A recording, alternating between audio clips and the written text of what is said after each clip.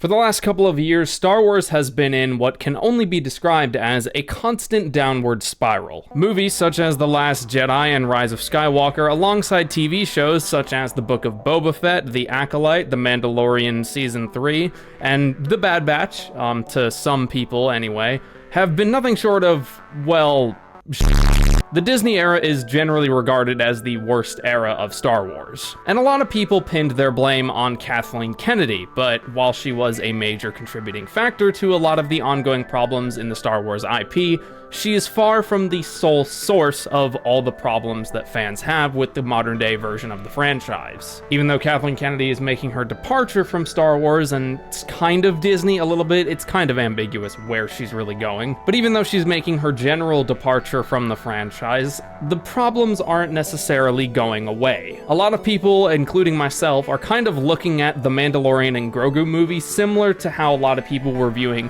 Captain America: Brave New World. That being that the movie is in something of a production limbo, or was for a really long time, and people are just very uncertain and unsure of what the final product is actually going to be about. So in short, Star Wars is a mess, but Disney has continued rolling out shows and movies and little shorts and what have you within the universe, and one of them that came out recently caught my attention because it features a character that I like quite a lot. I am of course talking about Maul, Shadow Lord. And Maul Shadow Lord is quite an interesting case for modern Star Wars, especially with how the reputation of Disney Star Wars has just been down the total gutter. A lot of people have been singing relatively high praises for Maul Shadow Lord, which is certainly interesting, but how high are those praises really, considering how low the bar has been set? As someone who's watched the whole thing, I can certainly say it's a lot better than things like The Book of Boba Fett and The Acolyte, but I'm not sure if I'm ready to put it up there with like the original Clone Wars animated series. However, it is no doubt the most enjoyment I've gotten out of Star Wars in like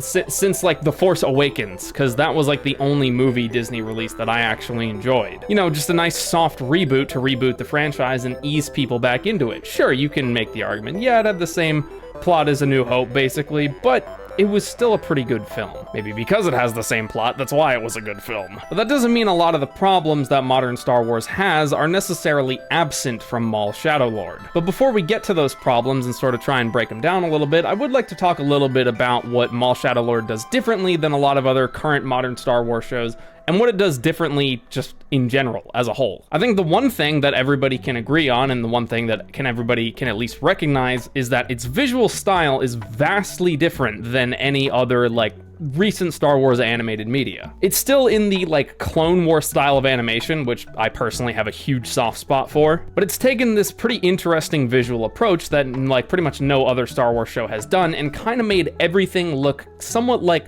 a giant oil painting. Like, just take a look at a few of these shots. Like, they look like absolutely massive oil paintings, and while they're extremely still, there is still a little bit of movement going on to make the whole scene feel alive. Characters that are animated in the Clone Wars style animation are typically like very rigid. Like, sure, take Ahsoka for example, like her little floppy things still like flop around and what have you, but generally like the texture of the characters is like very rigid and flat. And that applies to a fair amount of characters in Maul Shadow Lord, but when it comes to the general main cast, their skin texture basically is a lot more detailed, and when you look closely at it, it's like, oh, that also kind of looks like an oil painting. And I will say, I am a very big fan of this artistic choice. Even if you didn't like the show, if nothing else, it's quite nice to look at. In the same sense, it can also kind of be said about the lightsabers and lightsaber fights. The lightsabers themselves don't look like oil paintings, but they do look a lot more animated and kind of flowy and flary, whereas in traditional Clone Wars fashion they were just rigid, but they also kind of moved and swayed and bend as the light bended around them. But most of the lightsabers in Maul Shadow Lord look a lot like Kylo Ren's lightsaber, unironically. When it comes to the lighting of the show, in terms of the animation, there's a lot more darker scenes than there are scenes with like highlights on and stuff, and it kind of gives it a little bit of like a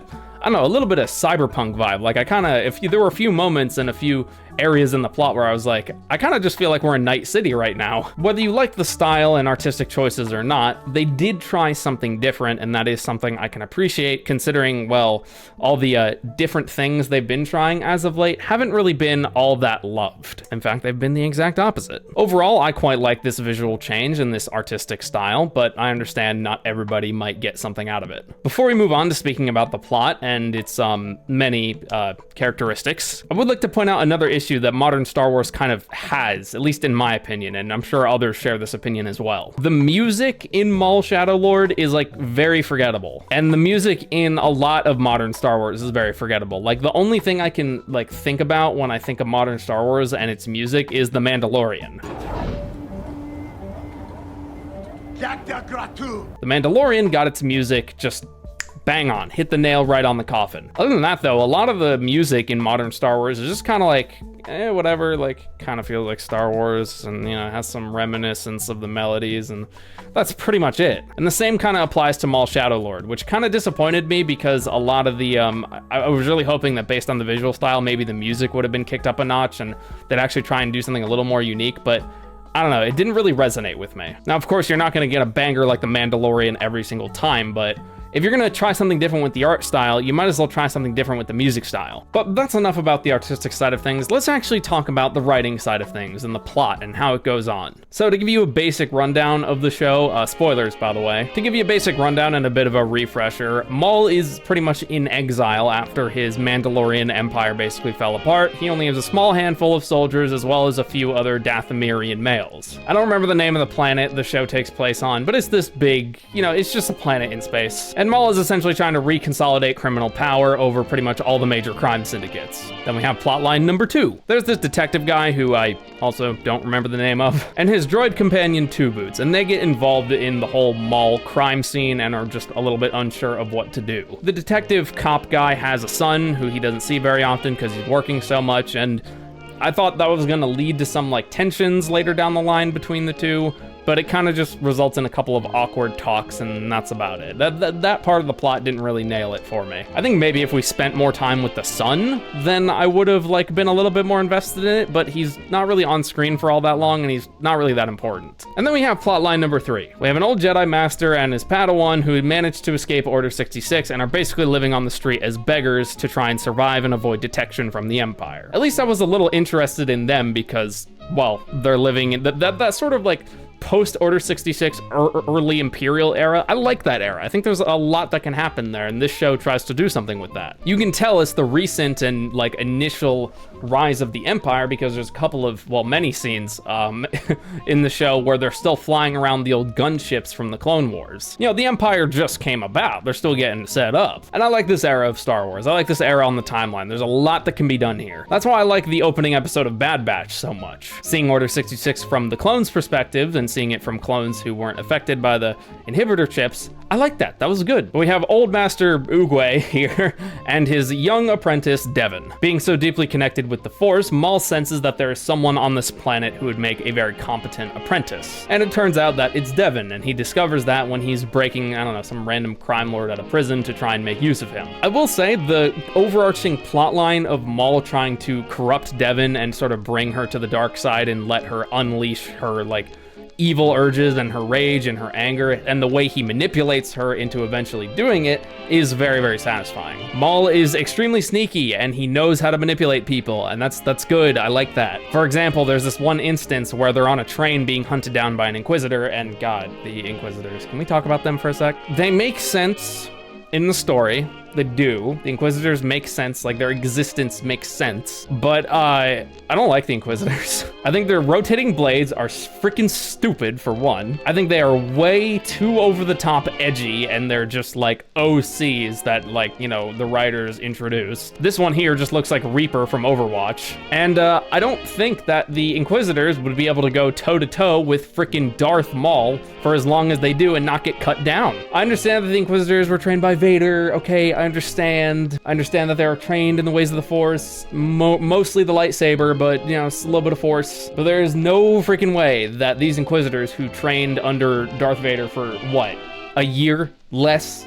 were able to go to toe-to-toe with Darth Maul and be fine, who trained ever since he was a boy under Palpatine. There's no way. Kind of have a bit of a suspension of disbelief to believe that these Inquisitors can go toe-to-toe with Maul and not get completely shredded. The show even has to nerf Maul by making his cybernetic legs start to bug out after they take some damage. I think it would be so much more interesting and fun and entertaining to see Maul just completely wipe the floor with these Inquisitors and be like, yeah, you think you're strong, you think you're powerful? I'm the OG, I'm the OG Sith. Well, not really, I'm the OG Sith apprentice. I'm glad that there are more fights in this show than there are in many other modern Star Wars shows. In a lot of modern Star Wars shows, there's just kind of a lot of standing around, talking to this person, and then going to this place. And then they talk to this person, stand around and do a whole lot of nothing, and then they go to this place. There's a thing in modern Star Wars that I don't like. There's a lot of, what's the word I'm looking for? Oh yeah, wasted time. And Maul Shadow Lord is not immune to that. There's quite a bit of that going on. Now, the whole thing is that they're like trying to like weave a bit of a mystery on who Maul is, and like, you know, from the perspective of the people.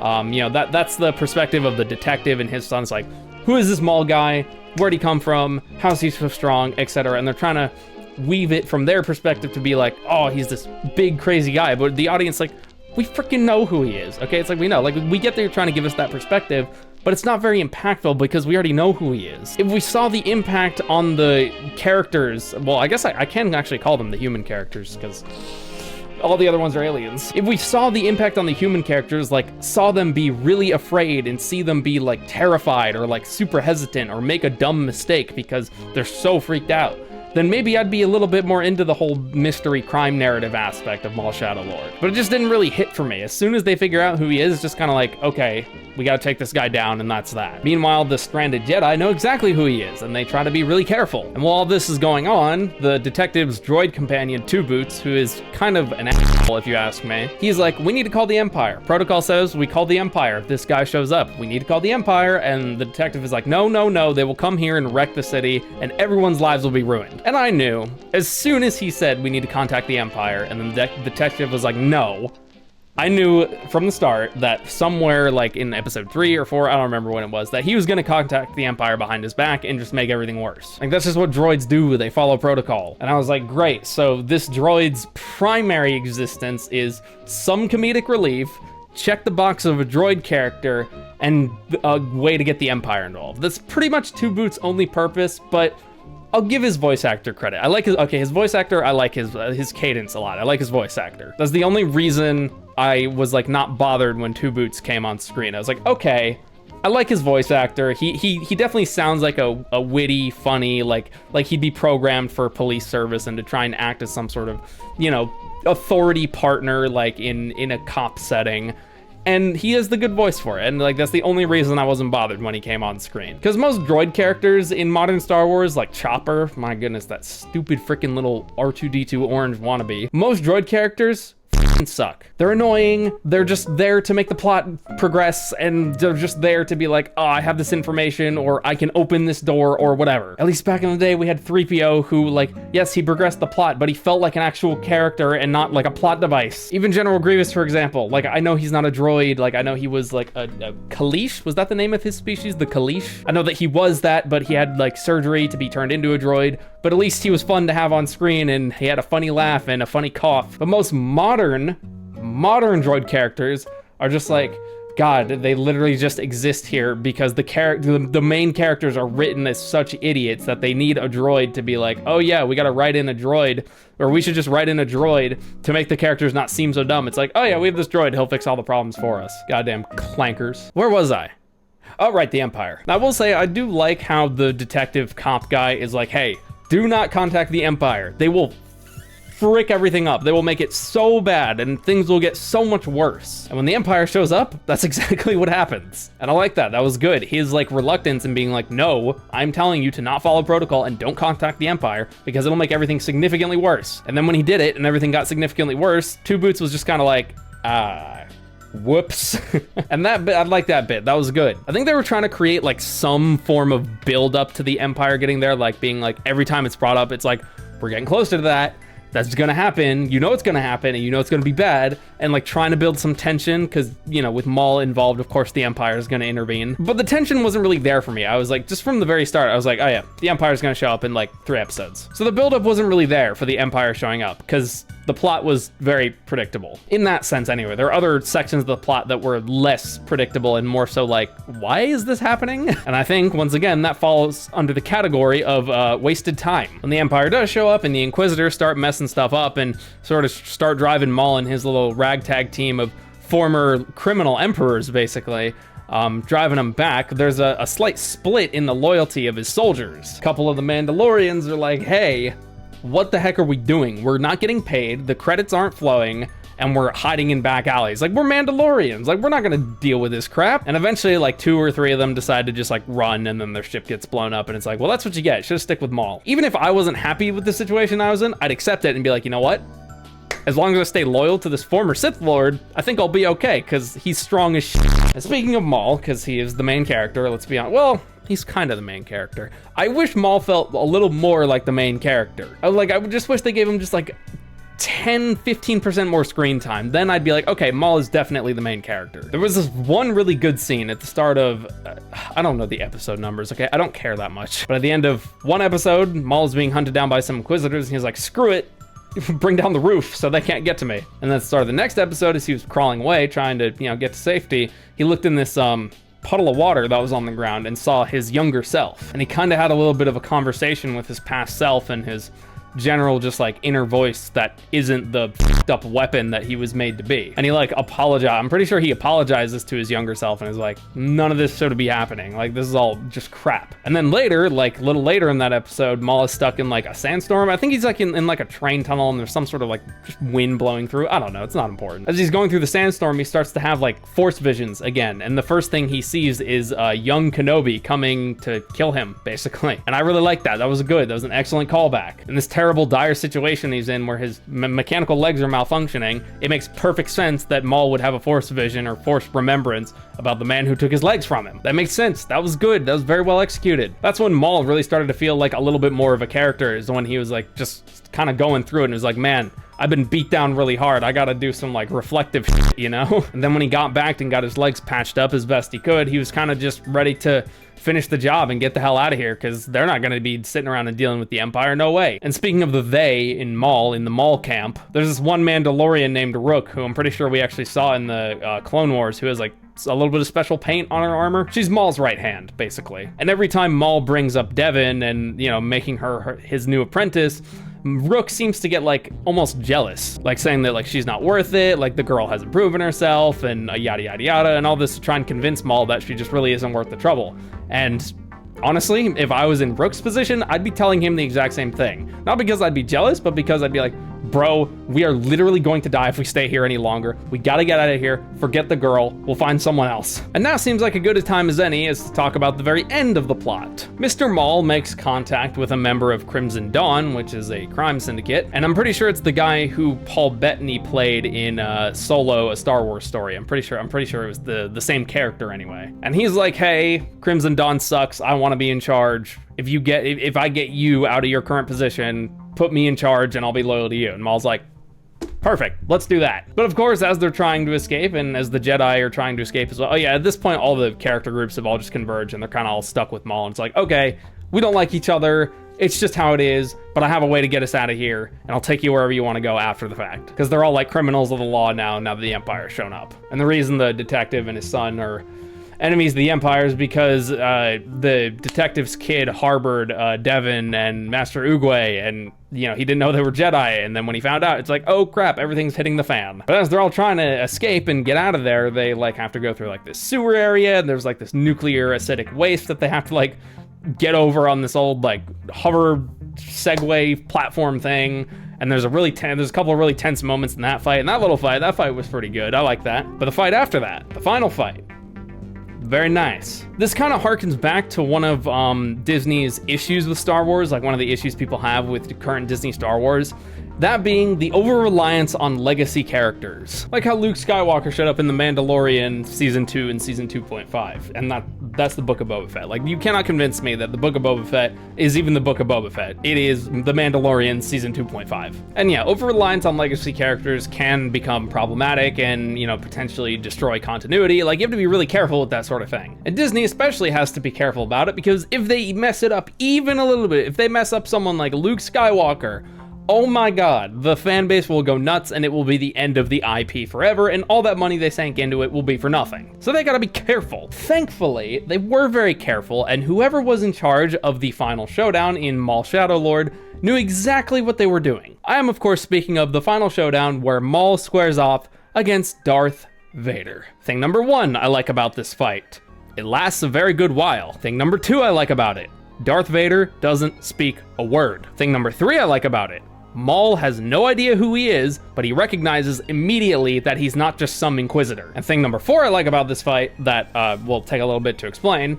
Thing number four I like about this fight is that throughout the entire series, throughout the entirety of Maul Shadow Lord, we've seen Maul and the two Jedi and the Inquisitors fight super high pace, like super fast, like extremely acrobatic battles with each other. They're all extremely fast, extremely skilled, and extremely strong, and they're constantly like doing flips and twirls and doing all these crazy tricks with their lightsabers and moving at really fast speeds. But Darth Vader, on the other hand,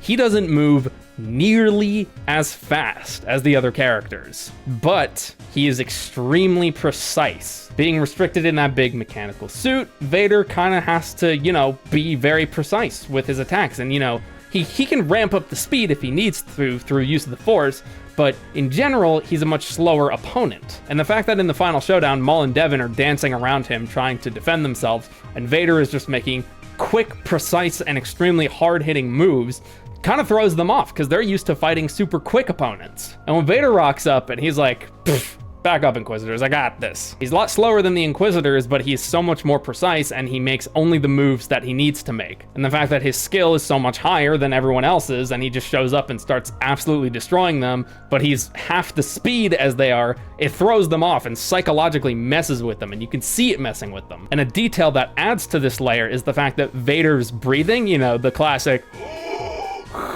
his breathing is extremely consistent and calm throughout the entire duel. He doesn't exert more energy than he needs to, because A, he can't afford to, and B, he doesn't need to because he's already super freaking strong, and his mere presence just completely psychs everybody out. And then, you know, towards the end of the showdown, he kills Master Oogway, and Maul is like, ooh, this is my chance to get Devin on my side. He throws Devin the lightsaber, well, force throws, and then she picks it up and she starts going absolutely ballistic. Her eyes start to change a little bit and her voice gets all like, I'm a Sith. And then the show ends with the two of them escaping on a ship that Crimson Dawn sent, and Devin's like, okay, I'm ready. And it's like, all right, cool, so season 2 will be about their apprentice-master relationship. Great. Honestly, if the show ended there, like if there was no season 2 and that was just the end, I'd be perfectly fine with that. I'd be totally cool with that. Even though it leaves room for more, it might not even be necessary. Just like The Mandalorian Season 3, and The Book of Boba Fett, and Ahsoka, and The Acolyte. None of those were necessary. So to try and sum up my thoughts, since I've been ranting for an unclear period of time,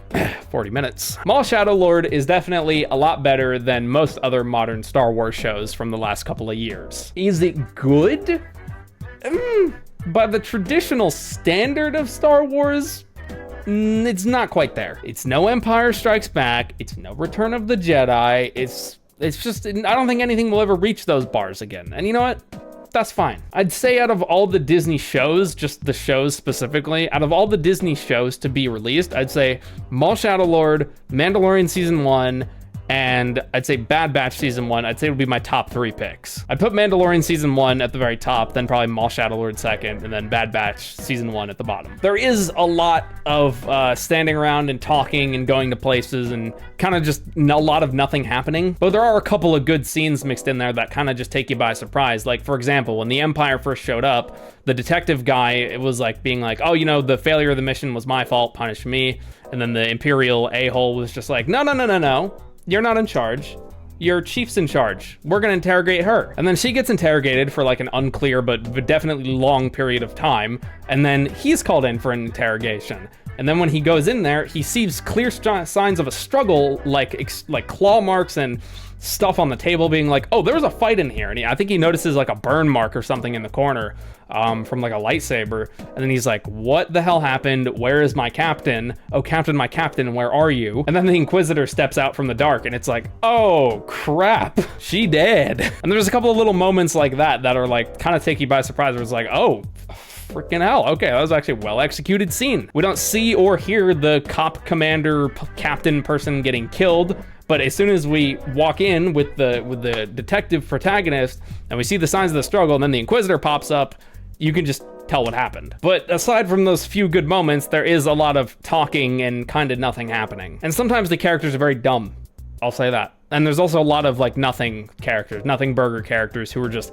there and could have very easily been killed off by Maul, but they kept them around for some reason. If I were to give a rating for Maul Shadowlord, like a number out of 10, I'd give it like a 6.75, maybe a 7 out of 10, based on the bar that modern Star Wars has set, which is not a very high bar. The artistic style is unique and different from like pretty much any other form of Star Wars. The fights are pretty entertaining, and you can kind of feel the impact of them, especially the one with Vader at the very end. That one was executed beautifully. The voice acting's pretty good overall. I quite enjoyed a lot of the voice acting. I'd say my like top three favorite voice actors was Maul's voice actor, who's just killed it and is stuck with the role for so long. I really respect that, and he's good at the role. The guy who did Two Boots, like I said, I actually quite liked his voice actor a lot.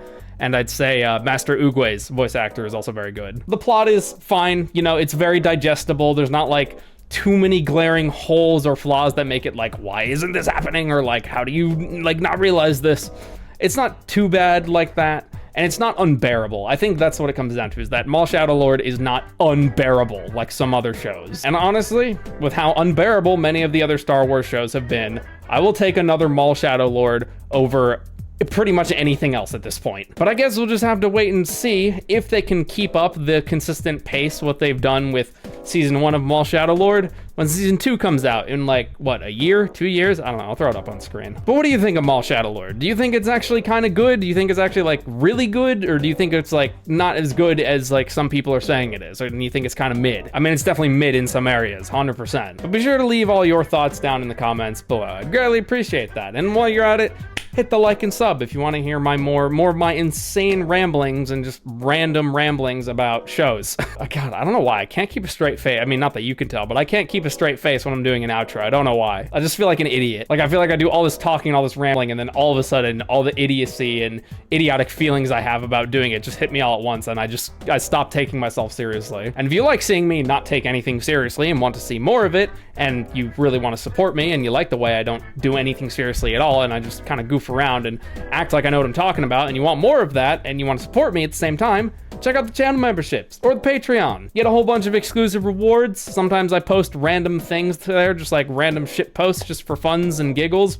And you get long, extended, uncut versions of very questionable videos. So shout out to the members and Patreons. Thank you for your support. You keep the roof over my head, and the light on. That helps me key out the background. But that is gonna do it for now. Thank you all so much for watching, and yeah, have a good day, everyone.